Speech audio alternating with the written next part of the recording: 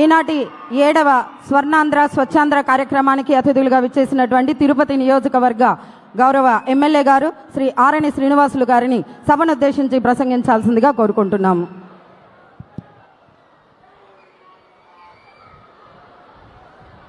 ఓం నమో వెంకటేశాయ.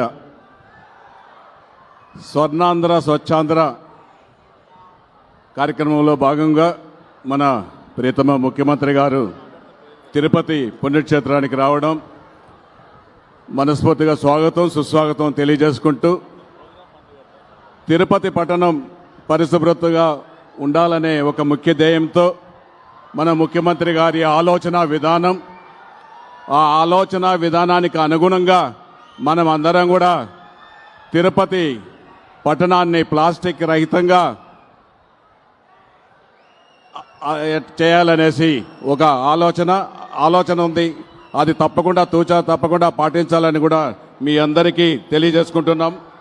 గౌరవనీయులు ప్రధానమంత్రి నరేంద్ర మోదీ గారు 2047 వికసిత్ భారత్లో కార్యక్రమంలో భాగంగా స్వర్ణాంధ్ర ప్రదేశ్ 2047 మన ప్రియతమ ముఖ్యమంత్రి గారు విప్లవాత్మకమైన మార్పులు తీసుకురావడం జరుగుతూ ఉంది.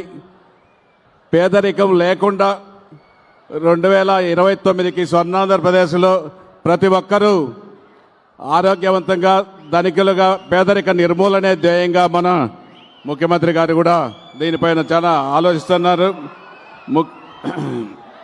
పీపర్ విధానంలో పేదరిక నిర్మూలన చాలా ఉపయోగపడుతుంది.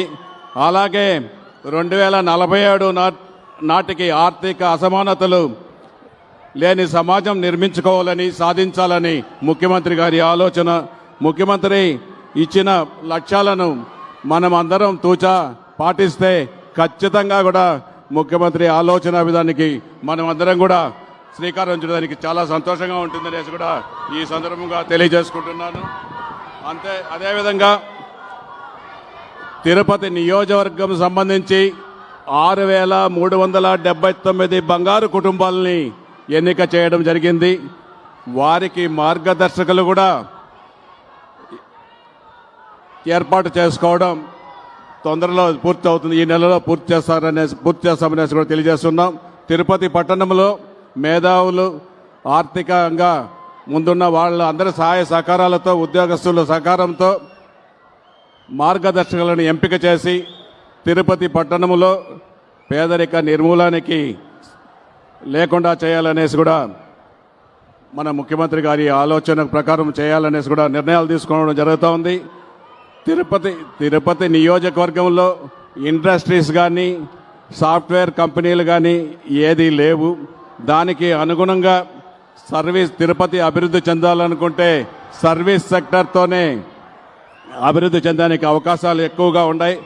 సర్వీస్ సెక్టర్లో భాగంగా tourism, temple tourism, eco tourism, wedding destination ఇవన్నీ తిరుపతిలో చాలా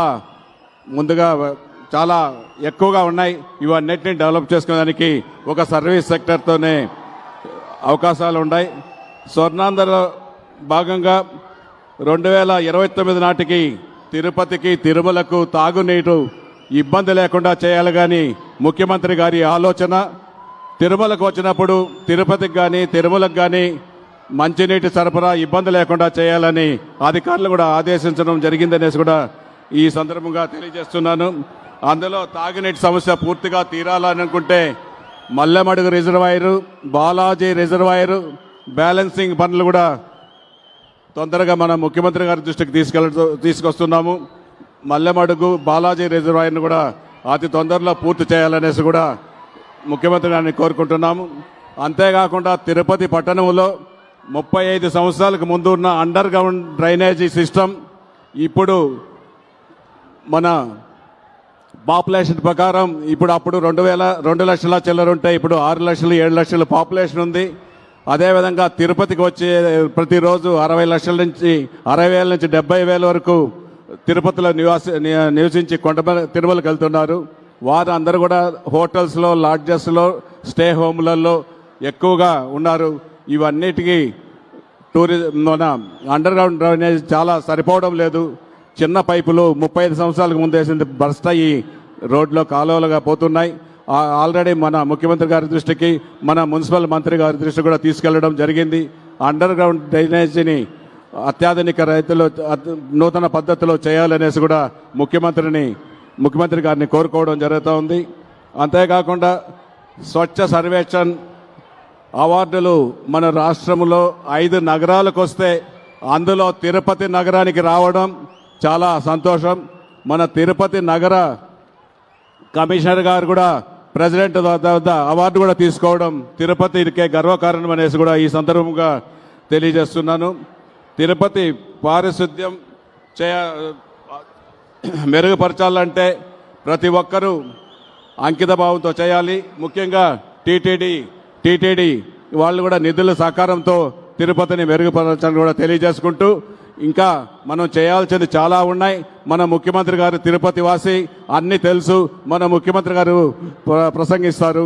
ఒకటి మన ముఖ్యమంత్రి గారు, ఉప ముఖ్యమంత్రి గారు, యువ నాయకులు నారా లోకేష్ గారు ముగ్గురు కూడా చాలా ప్రయత్నిస్తున్నారు.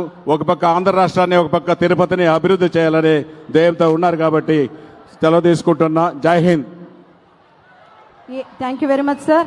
7వ స్వచ్ఛాంధ్ర స్వర్ణాంధ్ర కార్యక్రమాన్ని ఉద్దేశించి ప్రసంగించాల్సిందిగా మన గౌరవ ముఖ్యమంత్రి గారిని కోరుకుంటున్నాం.